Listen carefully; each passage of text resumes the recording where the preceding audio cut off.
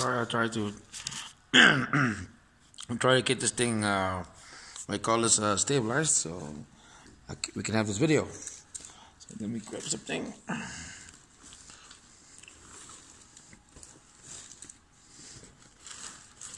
I know. Invest in the camera, but I'm a bare budget person over here, so I'm trying my best at that, Well, hello, how you doing there? My name is Josiah Michaels again, back here again in Las Vegas. Right now it's another day of being healthy and being alive.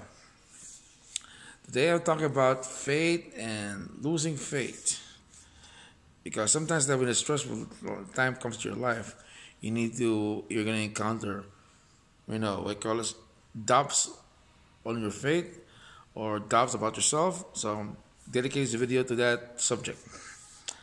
Well, it's a stressful day again, because today I have to field calls again to my creditors and bill collectors. Sometimes that I thank the good Lord up there that I'm alive after a bout of sickness. But why in the hospital like that? I'll be honest with you. I had no insurance of that when going into the hospital. Because when I moved here from Illinois, it was either I had to budget my money on a certain thing, it's just on a road trip going here and getting a place to that, and that's about it. And getting a new job and things like that. So I had to sacrifice some expenses, and that's the thing. And one thing I sacrificed is getting medical insurance, which is bad thing. You never do that. If you can afford health insurance, go for it. But circumstances didn't dictate that day, that time that I didn't get one. I was living paycheck to paycheck here in Vegas, so unfortunately it happens. So today, last night and today, I was staying up last night. I was thinking what to do, and that's why I put the subject out there about faith. It's kind of like, what we call it, it's perspective. Let's talk about perspective. As humans are that, the reason why humans are as humans are that, we don't have a different perspective here on Earth, okay? We don't see anything beyond the mountains of that or the future. We only live for the now. So I don't care whether your faith is that or your faith in, either Muslim or Hindu or something, or you believe in faith in a great power above. But for me, that I believe there's a power above there that is watching over us. Sometimes that he's not perfect, okay, in my opinion, because the reason is he has a different perspective from us. He can see our future life than us, but sometimes that he's not going to tell you everything to that. You have to find out for yourself. That's the way life is. You're cruising here, he's up there, and sometimes that you're driving, you're traveling at a slower speed, he's traveling at a faster speed. So each time you're saying, where am I going?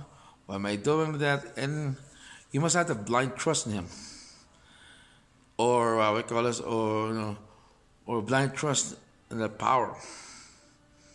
And sometimes that you don't see it, that you see a situation in front of you that you can't control, and you're just saying, why am I living this life like that? I'm repeating the Groundhog Day, stressful thing, working hard, paying bills, and sometimes I don't understand why people lose faith, because when does it end? That when does the cycle end that you have to pay bills? You gotta go, we call this, for the house. You're just paying paycheck to paycheck. It just gets to you. For me, that experiencing that, it sucks, because you're seeing, how come, you're seeing people outside there, how come they're successful, can afford this house? I had a house before, but unfortunately, I had to sell that, and people had this great life of traveling. And you're like, did I zig, or did I make the wrong turn somewhere? Did I supposed to go maybe take the career path that I was supposed to be talented for, but I did not, and things like that. And those are the things that really bother people. That because people's lives right now, they don't like their lives. Okay, most of the people's lives right now that they choose to live with that, but not enjoy it. That's why faith is that you have to see we call this, you have to accept sometimes that your destiny, your fate, it is, but sometimes you must accept one thing that you can change it, and that's the hard part, changing your perspective in your life. It'll require a drastic shift in your life. It must be hard. It must be. It's gonna maybe shake your faith in the Lord, because sometimes it takes a lot of sacrifice. You're gonna lose some friends to that. You can lose some. What we call this. You lose your ability to what we call this. You lose your belief sometimes. Sometimes your beliefs will change. For me, that I believe that we call this that the good Lord above, that and life itself is perfect. No. For me, that I advise people is this: don't accept what life gives you. Sometimes you have to ask questions why. Sometimes it's your fault. Sometimes maybe it's his fault, but why? Why did it arrive at this corner? And you might get the answers there. And we call this that. And here's the thing I found out. I think, okay, on this earth, that life's different here. Maybe when you pass away in a different dimension, life's different there. That's why that there's always a difference in that being living on earth and living a spiritual life above. Over here is the area you can be tested, you can be pushed, you can be, every day can be just a problem. Every day must be, sometimes that you might have a perfect life, no. Sometimes that you might have that talent. That person might have have no talent, and he gets left behind the dust. And here's the thing: when I was in college, that I was studying the Bible. I know what call us. Instead of partying with that, because there's more to life than partying. And when I grew up with that, it's times with spring break. What call us. College partying was very popular. It's still popular right now, but back then it was really popular. MTV used to go to Fort Lauderdale and shoot videos down there. And it used to be viewed like this. That's what college is. But for me, I ask questions to that. And my first question to me is just that the meaning of life? Then I decided to find out. I studied martial arts, meditation, philosophy, and Bible, and other religions.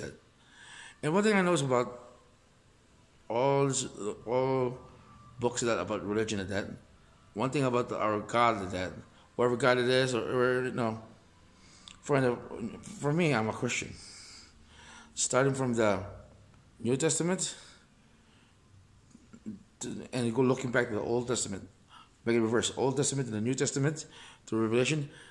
When I was reading all these chapters, that the thing I find out that the New Testament were kids. Humans were, from that point on, there were still kids in this earth, and we make the same mistakes as that. And our great God that was watching us from that point on, and seeing what's going on with that and guiding us. Sometimes He destroys the earth with that to start over again. Because one thing about God that from Old Testament to New Testament, He was growing with us. Because the reason is that God, because as a distant perspective from life, He sees what's the end point, but He does not see the process on the earth. He sees the process, but He does not understand the perspective of man. That's why I think God was growing with us. Going from the Old Testament to the New Testament, He was growing. He was growing and growing and growing. Like when a guy who has a baby who's 21 years old, when he gets 40, he's a different man, he's a different father. He's more, we call this, is more wise. When you're a young father, that you're more, you're strict, you're more reactive, and you're more active, and you're more like quick to judge. But when you get older, then you get more wiser. That's one thing I want to think of with God. He grew up with us from all those years to that. And from the point that I think I like about him, after his son, Jesus, that was crucified, he accepted us back. He accepted us back to his house. Because back then that he was pissed that we're always making mistakes, making wars and everything. Because the reason is that he sent us all his prophets, Elijah, Moses, Abraham, and all his people also. And what he calls Job was another person that. And one thing he never knows about these people that all his emissaries that from him always made mistakes. Always did something that it would piss me off. Hercules, great hero, very fallible, made a mistake. Moses made a lot of mistakes. He was, doubtful about what's going to go on. And God was like, look at his perspective of that. I was studying the Bible. God was like, how come all these people always, I'm teaching them the good knowledge right now. And they're always failing all the time. They did their job, but it's always a work trying to guide these people. Until I think, when Jesus came to earth, or the New Testament that came to earth to that, and he's the Son of God, I think when he experienced being a human, that's the one that he made the connections being, that God saw the connection between us and him. He found out through his son that being human sucks. Especially, back then in Roman, in ancient times. There's always war, plagues, temptations. And you're like, and as a living God, you're experiencing as being a human. Sorry about that. And you saw it, how hard is it for his children to experience life. I think he grew. I think when he saw this perspective until the point that he was crucified, and beyond, his son Jesus forgave us for crucifying him because he knew we are not perfect. He saw we are all living this earth, and we're not perfect. We are living for the moment. We're not moving, towards evolving towards being godlike people. Because the reason is we're still growing up. Once he, Jesus saw that we're not growing to that, he experienced what being human is. That's when God became wise. Said, you know what? Probably, I was misjudging my people. I was too brutal for them. I was shutting down him because, as a child of that, you understand why, we all throw tantrums. That's why I always debate with my friend, Paulo. Paulo's a major preacher in the Philippines. And I said to him that, we were debating this thing. It's called We Question God.